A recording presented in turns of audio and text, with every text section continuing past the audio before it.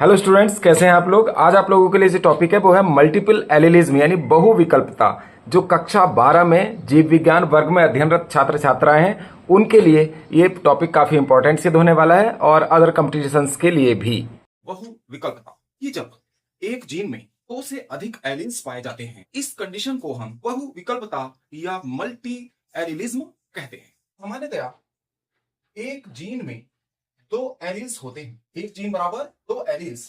लेकिन अगर एक जीन में मोर देन टू एलील्स यानी कि दो से अधिक एलील्स अगर उत्पन्न हो जाते हैं तो उन्हें हम मल्टीपल एलील्स कहते हैं, बहुविकल्पी कहते हैं। और इस कंडीशन को बहुविकल्पता या मल्टीपल एलिलिज्म के नाम से जानते हैं। ये नॉर्मली एक जीन जो होता है, गुणसूत्र में जीन पाए जाते हैं, ये क्रोमोसोम हमने बताया। तो क्रोमोसोम में एक जीन कलर के लिए रेस्पॉन्सिबल होता है।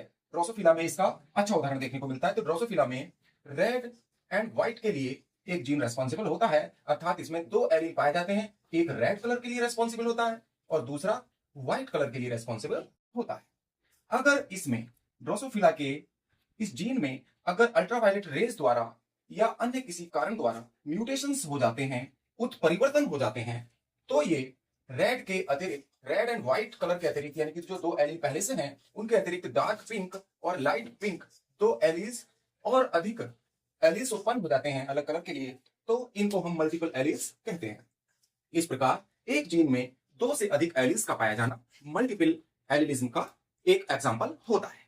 एक बात और ध्यान रखिएगा, ये जो एलील्स होते हैं एक दूसरे के काफी पास होते हैं, इसलिए इनमें क्रॉसिंग ओवर नहीं होता है। इसको ध्यान रखिएगा आप लोग। अब देखिए, इसका सबसे अच्छा उदाहरण जो देखने को मिलता है मल्टीपल एलिलिज्म का, वो है ड्रोसोफिला, जो फल मक्खी। आप लोगों ने फल मक्खी देखी होगी, अभी आम का सीजन चल रहा है और आम खाते हैं तो एक मोटी ग्रीन कलर की मक्खी आ जाती है जो जिसे फल मक्खी कहते हैं और आम पर ज्यादा आती है, तो वो ड्रोसोफिला है।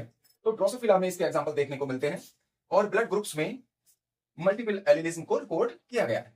देखिए, ड्रोसोफिला के जो पंख हैं वो दो प्रकार के होते हैं। सामान्य पंखों को हम बीजी प्लस से लिखते हैं और जो म्यूटेशन के फलस्वरूप बने पंख हैं, म्यूटेंट कहलाते हैं, इनको हम वीजी कहते हैं। ड्रोसोफिला में जो नॉर्मली स्वाभाविक रूप से उत्पन्न पंख होते हैं उनको हम नॉर्मल विंग्स कहते हैं और इनको वीजी प्लस साइन से दर्शाते हैं। इसका जो चिन्ह है वीजी प्लस, और इसमें ये जो ड्रोसोफिला के विंग्स हैं इनमें कोई म्यूटेशन नहीं होता जो नॉर्मली बनते हैं।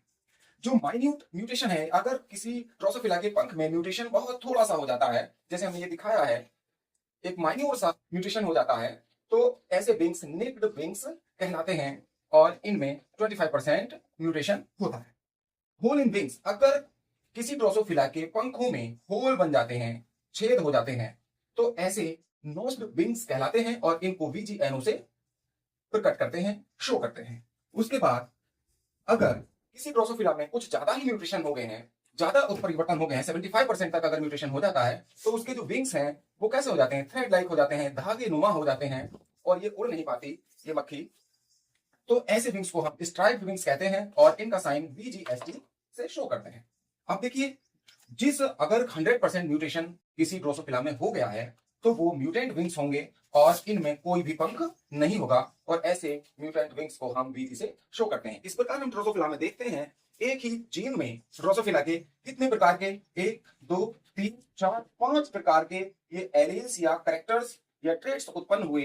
तो इस कंडीशन को हम क्या कहेंगे, मल्टीपल एलील्स कहेंगे। और ये जो हमें देखना, इस संपूर्ण दशा को मल्टीपल एलिलिज्म या बहुविकल्पता के नाम से जाना जाता है। अमन के ब्लड ग्रुप 4 प्रकार के होते हैं, ए बी ए बी व ओ।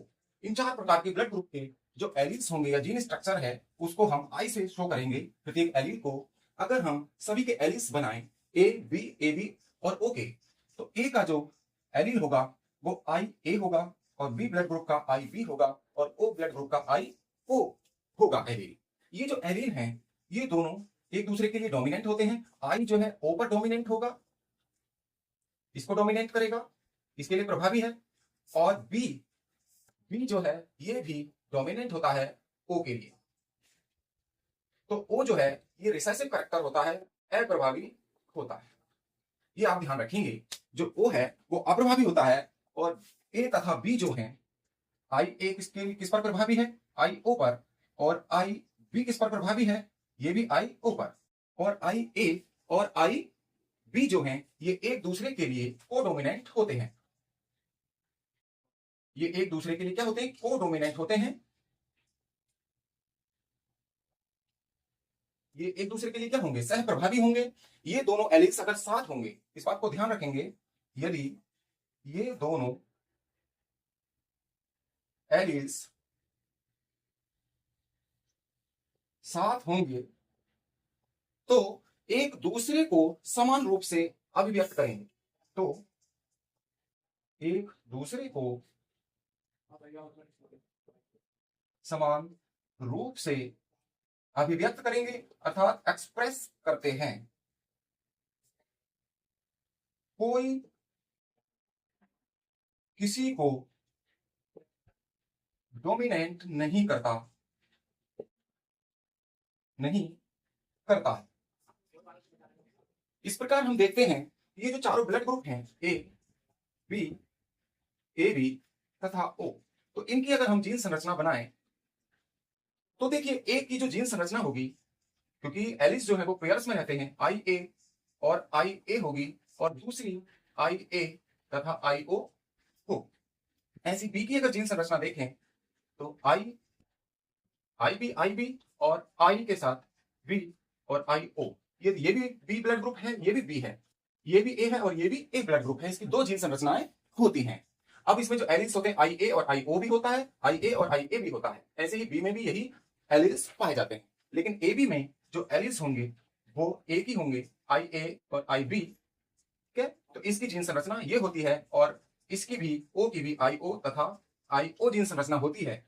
इस प्रकार आप देखते हैं जो एक जीन है उसमें कितने, एक जीन में 3 एलिल्स होते हैं। एक जीन में जो ब्लड ग्रुप है इसमें 3 जीन्स होते हैं और 4 फिनोटाइप, यानी कि जो 4 ब्लड ग्रुप हैं ये 4 फिनोटाइप हैं हमारे। और इसकी जीन स्ट्रक्चर कितनी आ रही है? 1 2 3 4 5 6, 4 फिनोटाइप में 6 प्रकार के जीनोटाइप दिखाई दे रहे हैं, 6 प्रकार के जीनोटाइप बनते हैं। तो इसका मतलब है कि इसमें अलग अलग प्रकार के एलील होते हैं। तो इसको क्या कहेंगे? मल्टीपल एलिलिज्म या बहुविकल्पता।